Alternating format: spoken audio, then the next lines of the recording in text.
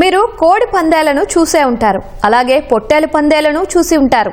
కానీ మీరు ఇప్పుడు చూసే పందెం మిమ్మల్ని పూర్తిగా ఆశ్చర్యానికి గురి చేస్తోంది. బాపట్ల జిల్లా బల్లికురువ మండలం గుంటుపల్లిలోని ఓ వీధిలో కోడిపుంజు కుక్క మధ్య పందెం జరిగింది. తొలుత కోడిపుంజును సునకం పట్టుకునే ప్రయత్నం చేసింది. దీంతో ఆగ్రహానికి గురైన కోడిపుంజు సునకానికి సినిమా చూపించింది. తన పదునైన కాళ్ల గోళ్లతో కుక్కపై ప్రతిఘటించింది. ఇదంతా అక్కడున్న గ్రామస్తులను విశేషంగా ఆకట్టుకుంది.